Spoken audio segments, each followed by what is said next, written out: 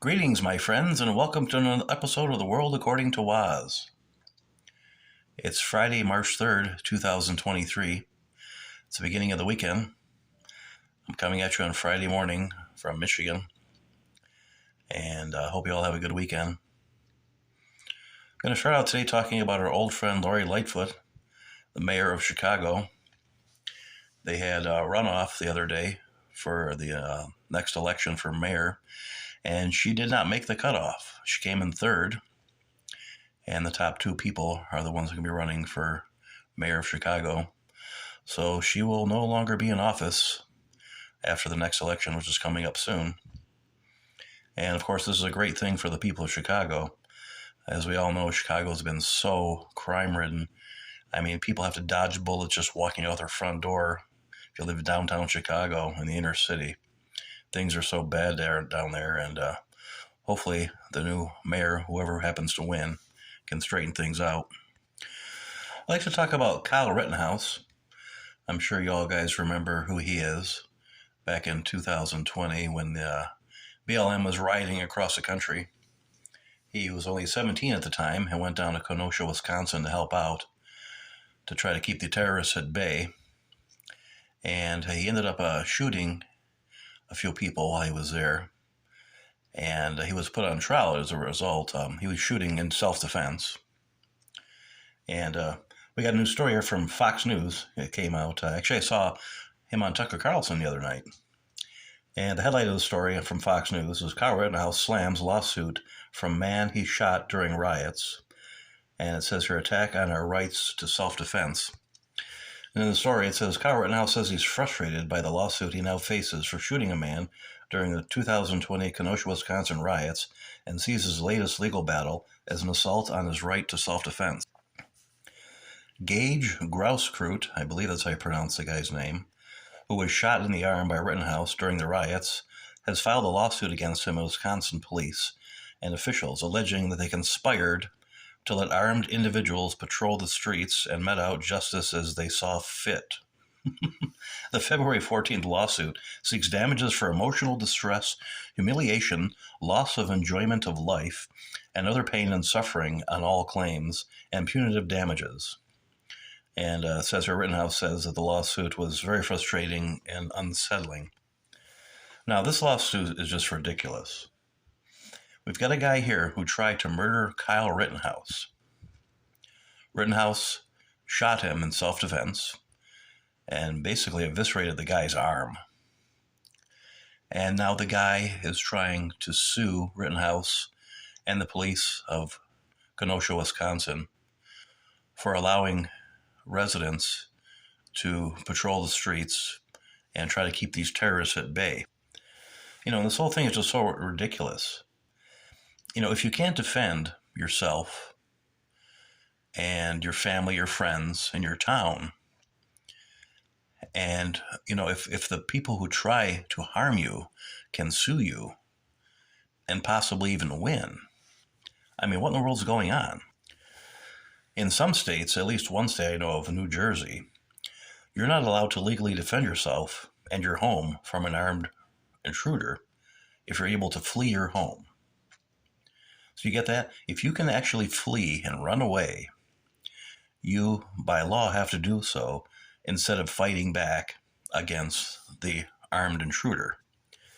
State law in New Jersey explicitly imposes a duty to retreat before resorting to deadly force outside the home. So what that means is you can't defend yourself while you're inside your house if a burglar is there. But after you flee your home, if the burglar happens to chase you outside, then you can actually fight back against the guy. I mean, I guess the reasoning is this person is just merely breaking into your house and he or she, just wants to steal some things. So you should let them do whatever they want in your house. You know, it's not worth fighting for. But only if you flee your house and they chase you outside are you able to fight back. You know, what the hell's going on here? This is just ridiculous. I mean, a man's house is his castle. And that goes for, women and everybody. Anybody who owns a home. It's your home. If somebody breaks into your house at 3 a.m., First of all, how the heck are you supposed to know who this person is?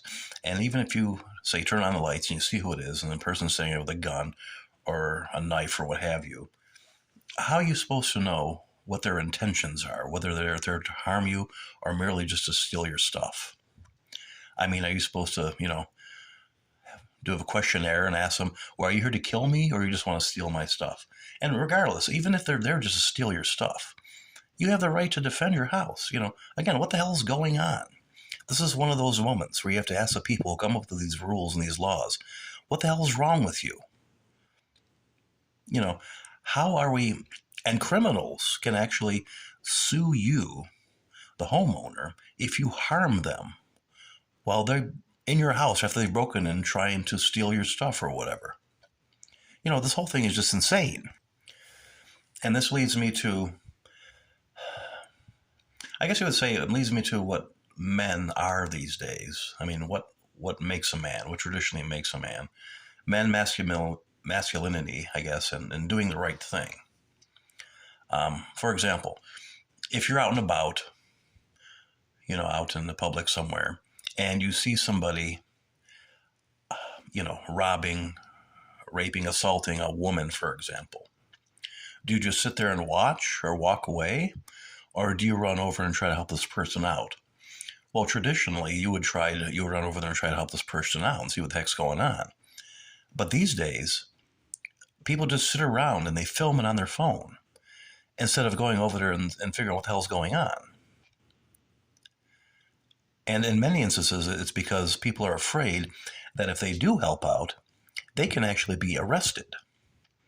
You can be arrested for helping somebody evade an armed robber, for example, in public, if you happen to accidentally hurt the armed robber. Again, what the hell's going on? Everything's just flipped on its head these days. It's as if the government is more interested in protecting the criminal instead of protecting the person who's being robbed, raped, murdered, what have you. This is just ridiculous. And until we start fighting back, it's not going to change. And what it's going to take is men and women and good people to actually come out and step forward and say, look, something's happening over here. Let's go straighten this out. You've got people on subways. I've seen a video of one, I think it was in New York. It's probably New York, where this woman was being, assaulted on a subway, and people are in the subway car, and they're just watching this happen. Not one person, there's men there too, in the crowd. Not one person went over and tried to stop this, at least from what I could see from the footage that was available. They're just sitting around watching this guy have his way with this woman. And again, I don't understand this. This doesn't make any sense at all.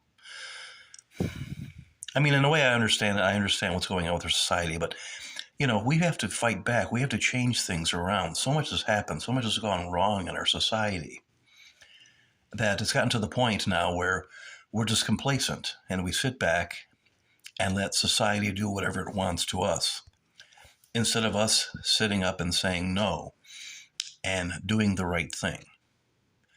And in this case, the right thing would be stepping in and getting the assailant off the woman, and at the very least figure out what the heck's going on, as opposed to just sitting back and letting it happen. And even if that means that you risk being arrested for doing so, so be it. That's what we have to do. If that's what it takes. We have to let government know we're not going to let this happen in our neighborhood. We're not going to let this happen to our friends, to our family, to our fellow citizens. When somebody's trying to harm somebody else, we're going to step in and break it up. And that's where we're going to end today, my friends, on this Friday, beginning of the weekend. And again, I hope you all have a great weekend. But, think about what we've been talking about here. We have to start standing up and fighting back and saying no. We can't be afraid to do what's right. We can no longer be afraid to speak out at school board meetings, even though the government is using the FBI to come and check you out and label you a domestic terrorist for doing so. Again, what the hell's going on? This is just ridiculous. These people are just insane. We have these insane sociopaths who are running government. Something's got to change here, my friends, and we're going to have to do it ourselves. And it starts with you, and it starts with me, starting at home, in our neighborhoods. We've got to start changing things locally before we can do it nationally. Like Jordan Peterson says, you got to clean up your own house first, straighten out your own room before you want to go solve all the world's problems. So I say we start today. When something happens, you see something that's obviously not right, some grotesque act that's going on. Speak up, say something, do something. We have to save our country. And until next time, my friends, have a good weekend.